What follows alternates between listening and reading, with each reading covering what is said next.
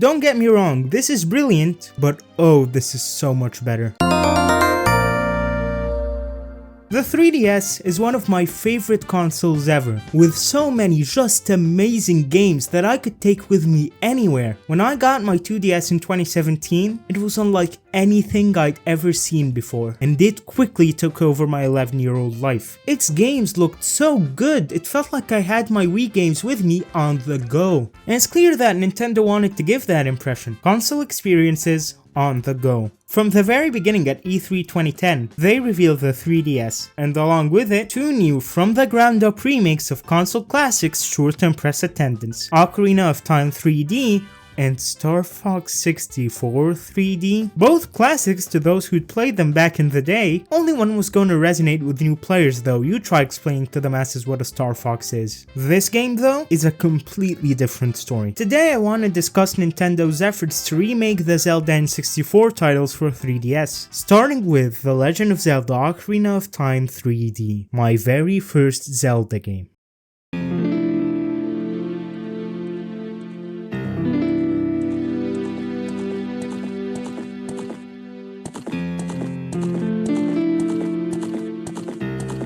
I'm not gonna mince words here. If there ever was a perfect remake, this would be it. Up until the PC port, this right here was the definitive way to experience Ocarina of Time, and I no doubt believe it still is for a lot of people. OOT 3D is the same Ocarina of Time you know and love, but better in every way. Better graphics, better controls, better frame rate, better item management. In my opinion, there is nothing Ocarina of Time 3D does worse than the original. The visuals especially have been massively upgraded, and I mean massively upgraded. Link actually looks like a person now. Before he was just three triangles that kinda looked like a person.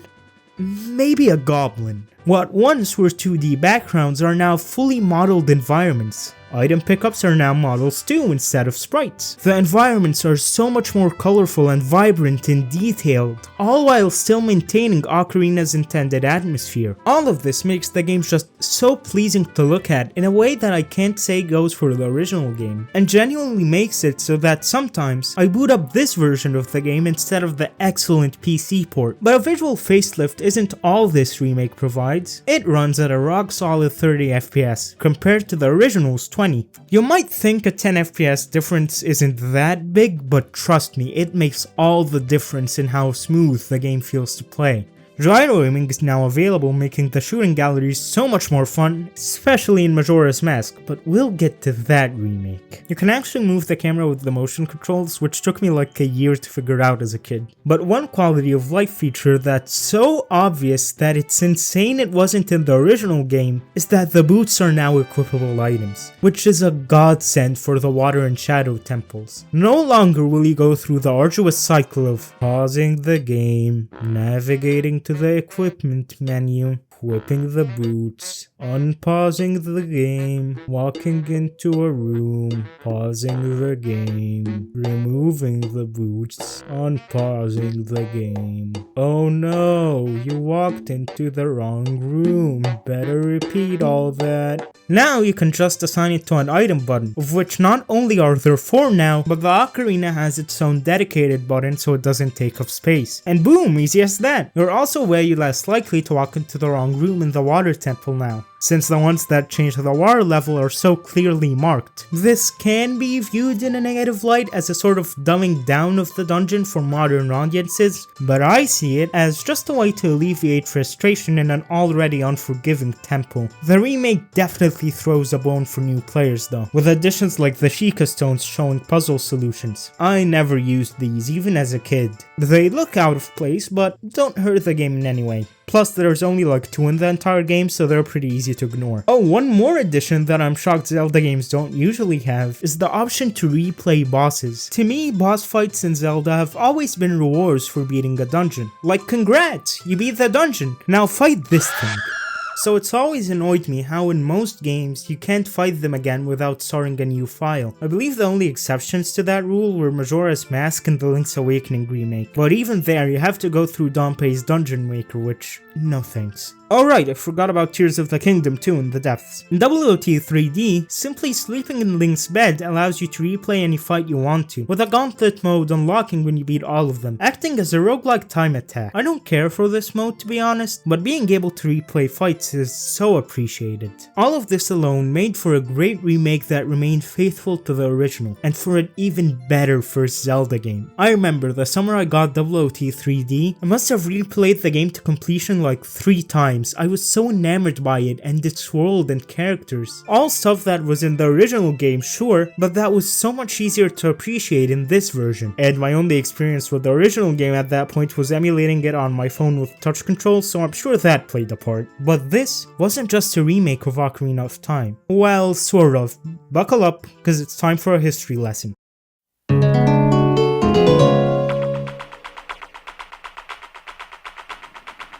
The year is 1995, and Sony had just released their brand new PlayStation console with the stunning new ability to play video games on a disc. These were so much cheaper to produce than the cartridges of the past and could hold so much more data, a whopping 600 megabytes of it. Now developers could add full motion videos to their games that looked amazing. Games could be bigger and look and sound miles better. This was truly the future of gaming.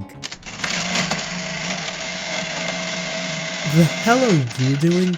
Nintendo decided they were too good for disc-based gaming. You see, discs can be pirated, and we can't have that happen. No, they insisted on using cartridges, citing better load times as their reasoning. And to be fair, cartridges did also have the advantage of having save files without a memory card. But the trade-off was that games could only be 64 megabytes small. This meant that FMVs were a pipe dream, except if you were Resident Evil 2 apparently, and developers often couldn't or wouldn't port their games to N64 because they were just too big. Well, come 1999, and Nintendo finally decides to do something about that, with the release of the N64 disk drive. It failed.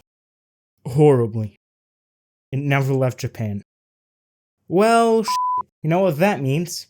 Cancel everything. Among the cancelled games for the system was a sequel to Mario 64 that focused on multiplayer and had Luigi as a playable character, and a project known as Ura's Zelda, an expansion for Ocarina of Time with new dungeons that, despite being mostly complete, was never released to the public. Until 2002, when players that pre-ordered The Legend of Zelda The Wind Waker were given a bonus disc containing Ocarina of Time and the never-before-released Master Quest. This is Ura Zelda, Ocarina of Time with new, well, revised dungeons. They're the same dungeons, but everything inside is different. And it's included in WOT 3D, baby. Yeah, I bet you forgot that's what we were talking about, right? Seriously, this is so cool. What was previously an unreleased part of Ocarina of Time's history, later regulated to a pre-order bonus, is now available for anybody to play. You have no idea how much this elevates this remake's status in my eyes as a work of preservation. They didn't have to do this, but the fact that they did earns them so much respect in my opinion. However, it doesn't stop there, as this also wasn't just a simple port. You see, this unlocks after you beat WOT 3D for the first time, so they made it into a hard mode, a true Master's Quest. First, everything is mirrored,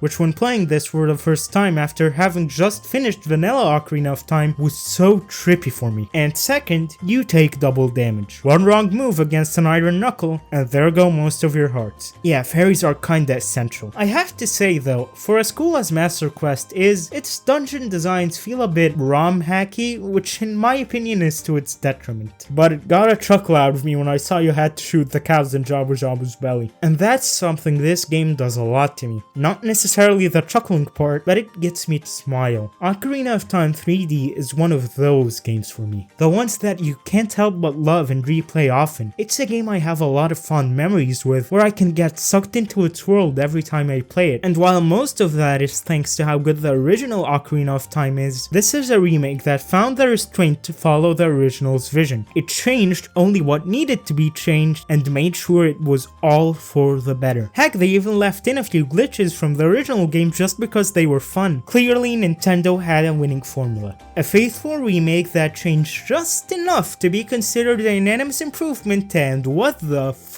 happened here?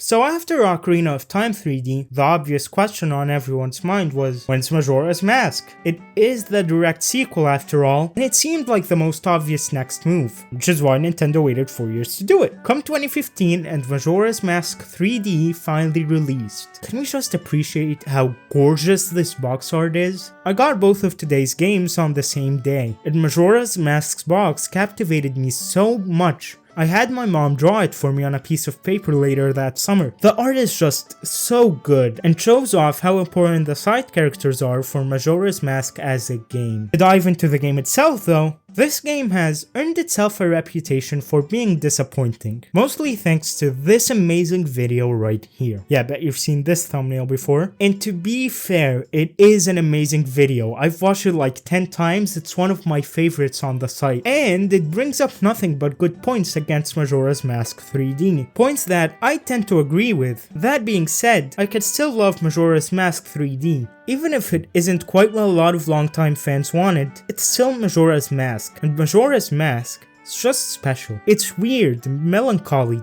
different. The black sheep of the Zelda franchise as it's called. So allow me to just gush about it for a bit, because while I'm about to go on a negative tangent about this remake, it's important to recognize just how good a game Majora's Mask is to where I can play any version and love it even despite its problems.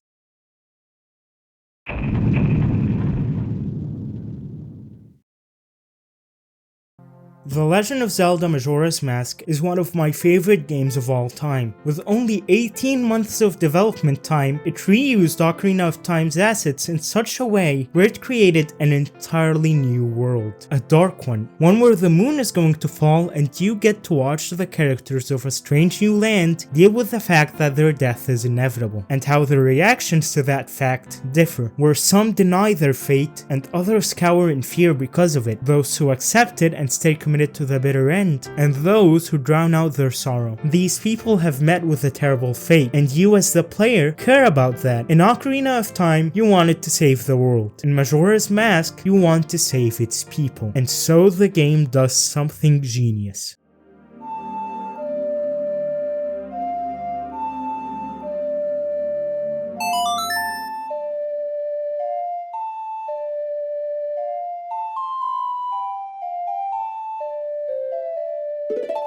The whole game revolves around the idea of a 3-day time loop. Get as much done as you can before resetting it all over again, keeping only the most important items and collectibles. You can help these people and learn about their lives, letting them live it to the fullest if only just for a moment, before it becomes nothing more than a memory that only you remember. No matter what you do, Anju will lose Cafe, Lulu her voice, the Gorons their warmth. Until you defeat Skull Kid, nothing is permanent, and the game makes sure you know that. Forget the Triforce, forget Ganon, this is the world of Termina, and you want not just to save it, but everyone in it. And that's something both the original and remake achieve with flying colors. But why then is Majora's Mask 3D so divisive? If it's anything like its prequel, then it should be the definitive version to play the game, no? Well, that's the thing. Whereas OOT 3D only changed what needed to be changed about the original game, Majora's Mask 3D doesn't, in both senses of the word. Not only does it not change the tedious aspects of the original, but it instead changes the beloved ones. But I want to start with the positives first. The game looks stunning, even better than Ocarina of Time 3D. I've seen a lot of complaints that the new visuals ruin the original atmosphere, and yeah, I get it, but it also looks way better like 90% of the time, so I'm not complaining. Though unlike Ocarina of Time, I think Majora's Mask still looks good to this day, so how much you get out of the new graphics varies depending on the person. The gyro controls carried over from OOT 3D help so much more in the shooting galleries. They are way easier than the original in a good way. There was a 7th bottle added to the game from a side quest. Yes, there were 6 bottles in the original game, which makes it easier to have the required number for the Zora Majora quest. The Song of Double Time is so much better here as you can skip to any specific hour. And lastly, there was an update that added full camera control to this game using the Circle Pad Pro, which is a big improvement to any Zelda game it's in. This was strangely never put to Ocarina of Time 3D though, wonder why. These are all the positive changes I have to say about the game, and they are quite substantial enough to make me enjoy the remake on their own. I doubt anyone would claim that it's outright bad, but as you already know, this wasn't all they changed. They changed so much more, and you will be hard pressed to find anyone talk about this game without mentioning all the unnecessary changes they made that make this game so much worse. Zora's swing is the big one you'll always hear, because it always activates the Zora's shield. You could activate it while swimming on N64 if you wanted. Why make it automatic? Oh, there's why. Zora's swimming isn't the default anymore. Instead, we get this slow human swing. Before, it was either sink or swim. Now, you can swim slowly too. I find it hard to criticize this addition on its own merits. I can, however, criticize what it stands for and what it takes away. While simply adding slow swing might seem harmless, and it would have been had this been its own game, adding it into the remake shows a lack of trust in the original game and the player playing it, because originally, getting the Zora mask was this moment where you got to jump in the water and discover a new playstyle. One that was maybe a bit hard to control at first, but one that the game thought was essential to teach. The Japanese version even blocking your entry to the research lab if you don't know how to dolphin jump. But oh, once you learn it, it is some of the most fun underwater movement in any game, especially in 2000. The 3DS version comes along and says, you don't need to learn that anymore. In fact, if you do try to learn it, you'll use up your magic. It actively makes it so that you're disincentivized from engaging with the game in the most fun and originally intended way. Not only does it not trust the player, but in a way, also itself. That's the pattern of Majora's Mask 3D's changes, dumbing down or changing mechanics for no obvious reason other than not trusting the player to acclimate with the original ones, and ultimately replacing them with less fun versions. Take for example, the ice arrows. In the original game, this could freeze any water surface, allowing you to walk on its platforms. But here, the freezing property is relegated to just the sparkling spots in Great Bay Temple. Again, why the change? This only serves to take away any freedom in navigating the Great Bay Temple how you want to. And it's not like you were always using the ice arrows in the original game. This is fairly minor all things considered, but it's the principle behind the change that sours my opinion on it. At the very least, you can still freeze enemies. A very major change though is the travesty behind Dekulin. Look at this gameplay from the original version. Now look at this gameplay from the 3DS version.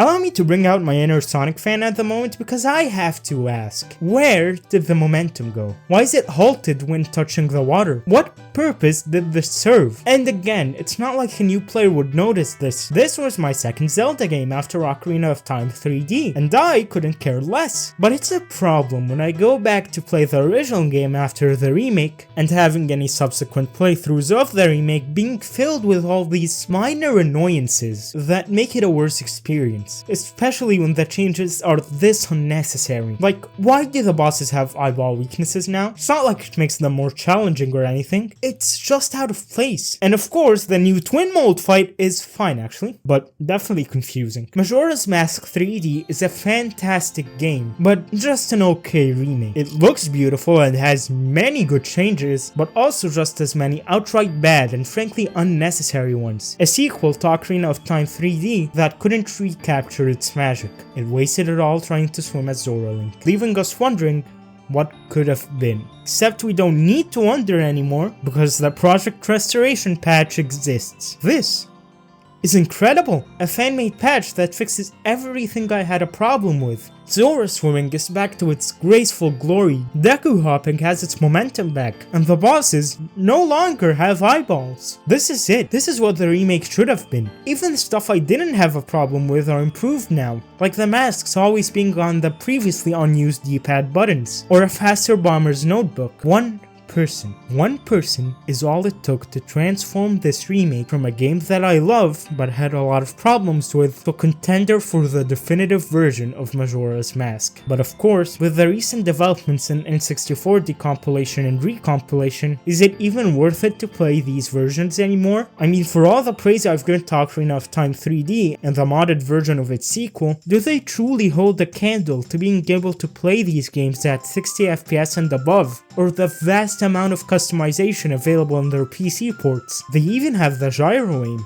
Obviously, it's all a matter of opinion. Do you think that the new graphics justify leaving the freedom of the PC ports behind? Or do you just settle for texture and model packs that attempt to emulate the same feel? What about the handheld form factor when playing these games on original hardware? Maybe it's my nostalgia speaking, but I think both of these games are at least worth a try. You get an amazing game and an even better remake playing Ocarina of Time 3D, and another amazing game with a remake that has many positive aspects, but that was held back by straying too far from the original's vision, yet is still fantastic regardless. These games were such a big part of my early teenage years, and I still replay them to this day. For such early attempts at 3D gaming to turn out so good, to the point that we have to ask the developers to keep things the same as they've always been in the remake, is an incredible feat. So no matter which version you play, whether you're saving Hyrule on your PC with upscaled 1998 graphics, or battling bosses with giant eyeballs on a device you could take in your pocket, these games are worth your time. That being said, have a great rest of your day, and goodbye.